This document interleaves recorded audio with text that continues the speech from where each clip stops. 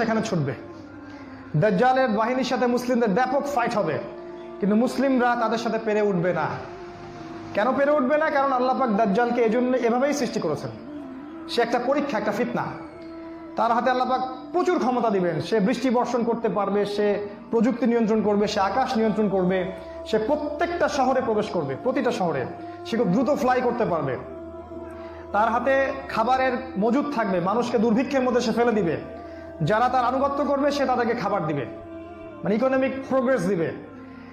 যারা ওকে অনুসরণ করবে সে তাদেরকে সোনা রূপা দিয়ে দিবে। যারা ওকে অস্বীকার করবে সে তাদেরকে দুর্ভিক্ষ দিবে, মেরে ফেলবে। এক কথায় যারা দাজ্জালকে অনুসরণ করবে তাদের প্রত্যেককে দাজ্জাল প্রোগ্রেস দিবে, উন্নতি অগ্রগতি দিবে, তাদের জিডিপি বাড়তে থাকবে এক কথায়।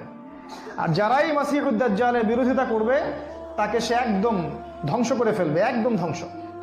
অর্থনৈতিক দিক থেকে, শারীরিক দিক থেকে রাষ্ট্রগুলো আক্রমণ করবে, সে পুরো ম্যাসাকার করে ফেলবে। তার হাতে আল্লাহ পাক এরকম ক্ষমতা দিবেন। এই জন্য মুসলিমরা তাদের সাথে পেরে উঠবে না। তাহলে কি হবে? আল্লাহ রাব্বুল আলামিন তখন মুসলিমদের দোয়া কবুল করবেন এবং ঈসা আলাইহিস সালামকে আকাশ থেকে পাঠাবেন এই পৃথিবীতে আবারও ইনশাআল্লাহ। এবং ঈসা আলাইহিস সালাম সিরিয়ার দামেস্কে সাদা মিনারের উপরে নামবেন এবং ইমামুল মাহদিও সেখানে থাকবেন।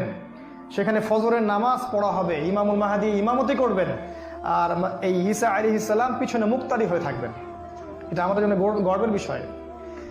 এরপরে ঈসা আলাইহিস সালাম বলবেন যে অবরোধ তুলে দাও। অবরোধ তুলে দেওয়া হবে, মসজিদের দরজা খুলে দেওয়া হবে এবং ঈসা আলাইহিস সালামকে দেখা মাত্রই মাসিহুদ দাজ্জাল পালাতে শুরু করবে এবং দাজ্জালের বাহিনী অর্থাৎ ইহুদি খ্রিস্টান সভ্যতার সাথে মুসলিমদের যুদ্ধ হবে। নবী সাল্লাল্লাহু আলাইহি ওয়াসাল্লাম বলেছেন, হাদিসে শোনেন, নবীজি বলেছেন লা তুকাতিলুনাল ইয়াহুদ, শেষ জামানায় তোমরা অবশ্যই ইহুদিদের সাথে যুদ্ধ করবে, অবশ্যই করবে। এমনকি কোনো ইহুদি যদি পাথরের পিছনে লুকায় তখন সেই পাথর কথা বলবে, ইয়া মুসলিম ইন্না ওয়ারা আল ইয়াহুদ তাআলাউ ফাকতুলহু, হে মুসলিম আমার পিছনে একজন ইহুদি আছে, আসো তাকে হত্যা করে যাও।